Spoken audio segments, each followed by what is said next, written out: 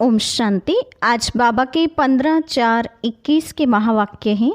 मुरली का टाइटल है मीठे बच्चे बाप समान रहमदिल बन अनेकों को रास्ता बताओ। जो बच्चे दिन रात सर्विस में लगे रहते हैं वही बहादुर हैं। प्रश्न है, ऊंची तकदीर का मुख्य आधार किस बात पर है? उत्तर, याद की यात्रा पर। जितना जो याद करता है उतनी ऊंची तकदीर बनाता है।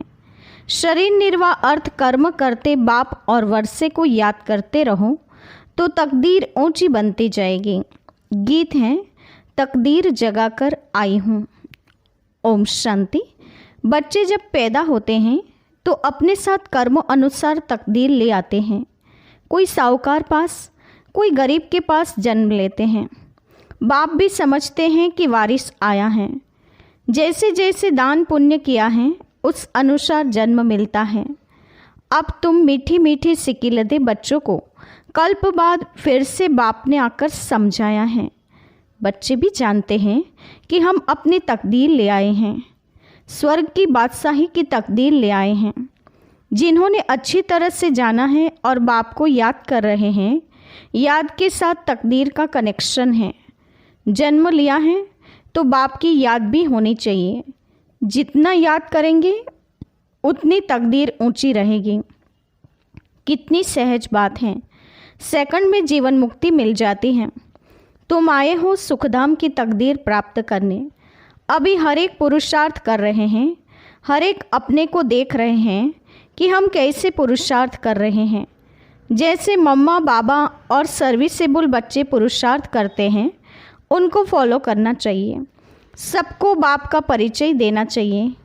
बाप का परिचय दिया तो रचना के आदि मध्य अंत का भी आ जाएगा।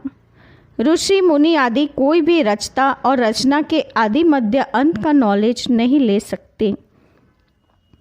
अभी तुम्हारी बुद्धि में सारा चक्र स्मृति में रहता है। दुनिया में कोई भी बाप और वर्षे को नहीं जानते। तुम बच्चे अब बाप को और अपनी तकदीर को जानते हो। अब बाप को याद करना है। शरीर निर्वाह अर्थ कर्म भी करना है, घर बार भी संभालना है। कोई निर्बंधन है तो वह अच्छी सर्विस कर सकते हैं। बाल बच्चे कोई नहीं तो उनको सर्विस करने का अच्छा चांस है। स्त्री को पति व बच्चों का बंधन होता है।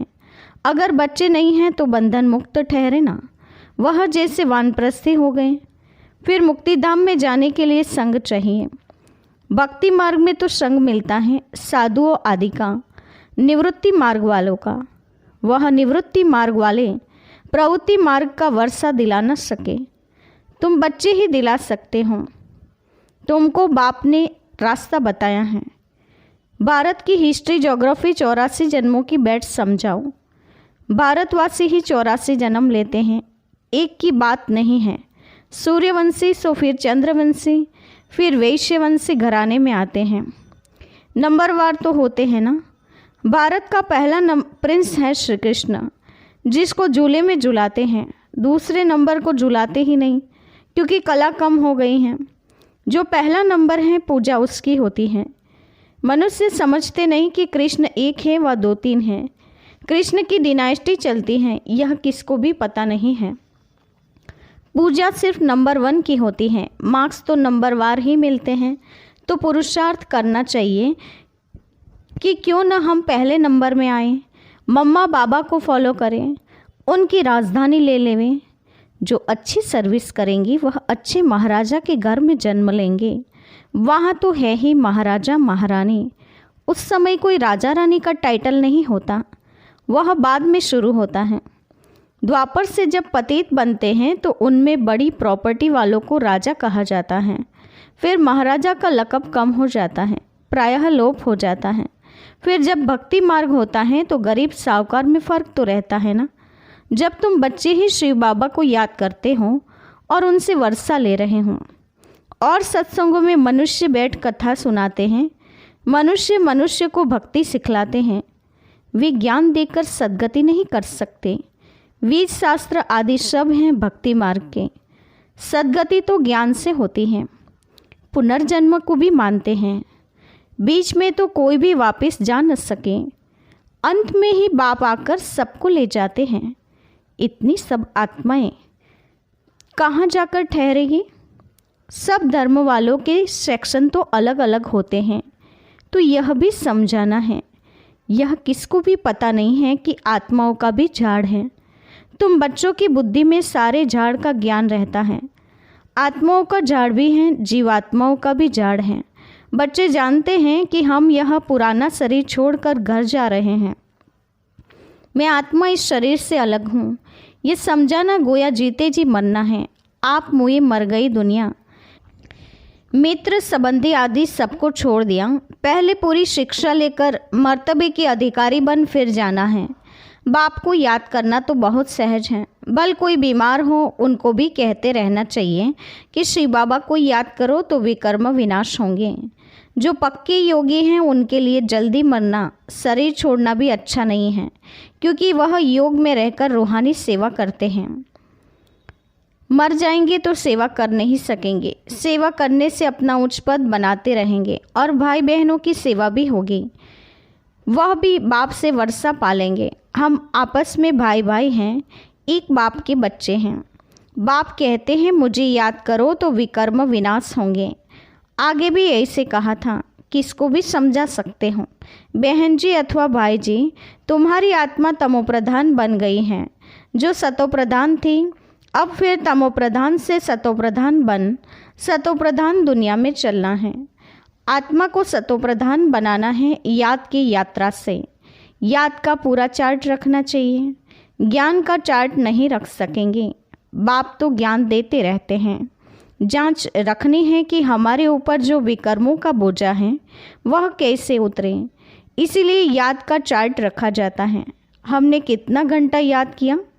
मूल वतन को भी याद करते हैं, फिर नई दुनिया को भी याद करते हैं। उथल पुथल होनी है, उसकी भी तैयारी हो रही है। बॉम्ब शादी भी बनते जाएंगे। एक तरफ कहते हैं कि हम ऐसे ऐसे मौत के लिए सामान बना रहे हैं, दूसरी तरफ कहते हैं मौत का सामान नहीं बनाओ। समुद्र के नीचे भी मारने का सामान रखा है। ऊपर आकर बॉम्ब छोड़ फिर समुद्र में चले जाएंगे। ऐसी ऐसी चीज़ें बनाते रहते हैं। यह अपने ही विनाश के लिए कर रहे हैं। मौत सामने खड़ा है। इतने बड़े बड़े महल बना रहे हैं। तुम जानते हो यह सब मिट्टी में मिल जाएगा। किनकी दबी रहेगी धूल में, किनकी राजा खाएं, किनकी चोर लुट जाएं। सफल उन्हीं की होए जो धनी के नाम करें। तो लड़ाई तो ज़रूर होगी ही। कोशिश कर पॉकेट सबकी खाली करेंगे। चोर भी कितनी घुस पड़ते हैं, लड़ाई पर कितना खर्चा करते हैं। यह सब मिट्टी में मिल जाना है। मकान आदि सब गिरेंगे। बॉम्ब आदि गिरने से सृष्टि के 3 भाग खलास हो जाते हैं, बाकी 1 भाग बच जाता है। भारत एक हिस्से में है ना, बाकी तो सब बाद में आए हुए हैं। अभी भारत का ही भाग बचेगा। मौत तो सबका होना ही है, तो क्यों न हम बाप से पूरा वर्षा ले लेवें। इसलिए बाप कहते हैं लौकिक संबंधियों से भी तोड़ निभाना है। बाकी बंधन नहीं है तो बाबा राय देंगे कि क्यों नहीं सर्विस कर उसमें लग जाए। स्वतंत्र हैं तो बहुतों का भला कर सकते हैं। अच्छा, कहाँ बाहर न जाए तो अपने मित्र संबंधियों पर ही रहम करना चाहिए। आगे कहते थे ना कि बाबा रहम करो। अब तो तुमको रास्ता मिला है तो औरों पर भी रहम करना चाहिए, जैसे बाप रहम करता है। बाप कहते हैं मुझे याद करो तो विकर्म विनाश होंगे। सन्यासी लोग तो हठ योग आदि की कितनी मेहनत करते हैं। यहाँ तो यह कुछ नहीं है, सिर्फ याद करो तो पाप भस्म हो जाएंगे। इसमें कोई तकलीफ नहीं, सिर्फ याद की यात्रा की बात है। उठो बैठो, कर्मेंद्रियों से भल कर्म भी करो। सिर्फ बुद्धि का योग बाप से लगाओ। सच्चा सच्चा आशिक बनना है उस मासूक का। खुद कहते हैं कि हे आशिकों, हे बच्चों, भक्ति मार्ग में तो बहुत याद किया, लेकिन अब मुझ मासूक को याद करो तो तुम्हारे पाप भस्म होंगे।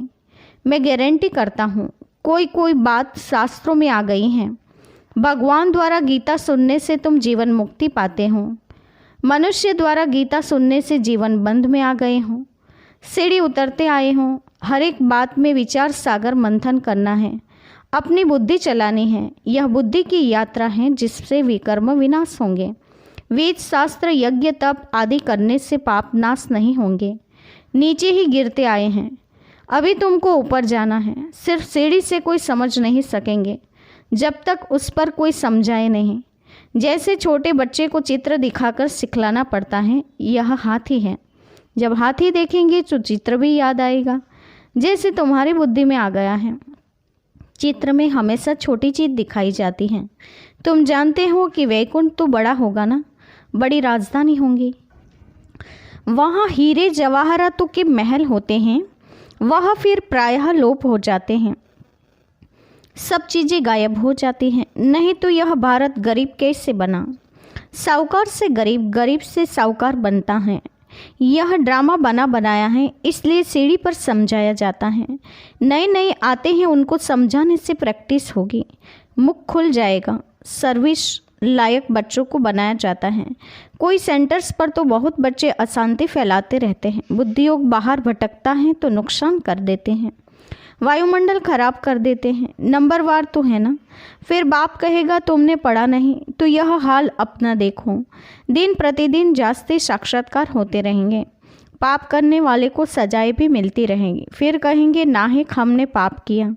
बाप को सुनाकर प्रायश्चित करने से कुछ कम हो सकता है, नहीं तो वृद्धि होती रहेगी। ऐसा होता रहता है। खुद भी महसूस करेंगे, परंतु फिर कहते क्या करें? हमारी यह आदत मिटती नहीं, इससे तो घर जाकर रहें। कोई तो अच्छी सर्विस करते हैं, कोई डिस सर्विस भी करते हैं। हमारी सेना में कौन कौन बहादुर हैं, यह बाप बैठ बताते हैं। बाकी लड़ाई आदि की यहाँ बात नहीं है, यह तो बेहद की बात है। अच्छे बच्चे होंगे तो बाप जरूर महिमा भी करेंगे। बच्चों को बहुत रहम दिल कल्याणकारी बनना है, अंधों की लाठी बनना है। सबको रास्ता बताना है कि बाप को याद करो और वे कर्म विनाश होंगे। पाप आत्मा और पुण्य आत्मा कहते हैं ना, ऐसे थोड़ी ही कि अंदर परमात्मा है व आत्मा कोई परमात्मा बन जाती है। ये सब रॉन्ग है। परमात्मा पर थोड़ी ही पाप लगता है, उसका तो ड्रामा में पार्ट है सर्विस करने का। मनुष्य ही पापात्मा पुण्यात्मा बनते हैं। जो सतोप्रधान थे वही तमोप्रधान बने हैं। उनके तन में बाप बैठ सतोप्रधान बनाते हैं, तो उनकी मत पर चलना पड़े ना। अभी बाप ने तुम बच्चों को विशाल बुद्धि बनाया है। अभी तुम जानते हो कि राजधानी कैसे स्थापन हो रही है। बाप ही ब्रह्मा तन में आकर ब्रह्मा मुख वंशावली बच्चों को राजयोग सिखाए, देवी देवता बनाते हैं, फिर पुनर्जन्म ले सीढ़ी उतरते हैं। अब फिर सब रिपीट करना है। बाप फिर ब्रह्मा द्वारा स्थापना करा रहे हैं। योग बल से तुम 5 विकारों पर जीत पाकर जगत जीत बनते हो। बाकी लड़ाई आदि की कोई बात नहीं है। अच्छा, मीठे मीठे सिकिलते बच्चों के प्रति माता पिता बाप दादा का याद प्यार और गुड मॉर्निंग। रूहानी बाप की रूहानी बच्चों को नमस्ते। हम रूहानी बच्चों की रूहानी माता पिता बाप दादा को याद प्यार और नमस्ते। पूरी मूल्य का धारणा युक्त मुख्य सार। पहली पॉइंट, बंधन मुक्त बन बाप की सर्विस में लग जाना है, तब ही उच्च तकदीर बनेगी। रहम दिल बन अनेकों को रास्ता बताना है, अंधों की लाठी बनना है।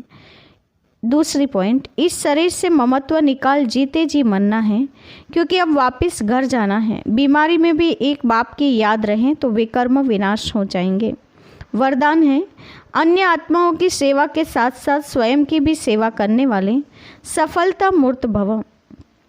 अन्य आत्माओं की सेवा के साथ साथ स्वयं की भी सेवा करने वाले सफलता मूर्त भव। विस्तार है, सेवा में सफलता मूर्त बनना है तो दूसरों की सर्विस के साथ साथ अपनी भी सर्विस करो। जब कोई भी सर्विस पर जाते हो तो ऐसे समझो कि सर्विस के साथ साथ अपने भी पुराने संस्कारों का अंतिम संस्कार करते हैं। जितना संस्कारों का संस्कार करेंगे उतना ही सत्कार मिलेगा। सभी आत्माएं आपके आगे मन से नमस्कार करेगी, लेकिन बाहर से नमस्कार करने वाले नहीं बनना, मानसिक नमस्कार करने वाले बनाना है। स्लोगन है, बेहद की सेवा का लक्ष्य रखो तो हद के बंधन सब टूट जाएंगे। बेहद की सेवा का लक्ष्य रखो तो हद के बंधन सब टूट जाएंगे। आज के मुख्य पॉइंट्स हैं। आज विशेष बाबा ने हम बच्चों को बताया है कि बाप समान रहमदिल बनने का गुण धारण करना है। बाप ने जिससे हम बच्चों को रास्ता बताया है, वैसे हमें रूहानी सर्विस करते हुए औरों को भी रास्ता बताना है, बहादुर बनना है। याद की यात्रा से अपनी तकदीर को ऊंच ले जाना है। शरीर निर्वार्थ भल कर्म करे, लेकिन याद करते हुए तकदीर को ऊंची बनाना है। बाप का परिचय देना है, फॉलो फादर करना है। निर्बंधन आत्माएं बहुत अच्छी सर्विस कर सकते हैं। सर्विस का उन बच्चों को अच्छा चांस है। फिर भी बाबा ने कहा घर बार संभालते हुए सेवा करना है। बाप समान विशाल बुद्धि बनना है। मित्र संबंधी आदि सबको छोड़ बाबा ने कहा जीते जी मरने का अभ्यास करना है और साथ ही साथ पूरी शिक्षा लेकर मर्तबे से यानी कि पद के अधिकारी बन जाना है। योग में रहकर रूहानी सेवा करनी है। साथ ही आत्मा समझ बाप को याद करने से विकर्म विनाश होते हैं। ज्ञान और योग का चार्ट रखना है। उठते बैठते कर्मेंद्र योग से बल कर्म करो, लेकिन बुद्धि से बाप को याद करना है। बाप के साथ आज संबंध है आशिक और माशुक का। साथ ही बाबा ने कहा शरीर से ममत्व निकाल अभी वापस घर जाना है। सफलता मूर्त बनने के लिए बाबा ने कहा अन्य आत्माओं की सेवा के साथ स्वयं की भी सेवा करनी है। और जितना बाबा ने कहा अपने पुराने संस्कारों का संस्कार खत्म कर देंगे उतना सत्कार मिलता जाएगा। लोग आपको मन से नमस्कार करेंगे, तो मानसिक रूप से नमस्कार करने वाला बनाना है। और बेहद की सेवा का लक्ष्य रखेंगे तो हद की संस्कार समाप्त हो जाएंगे। अच्छा, ओम शांति।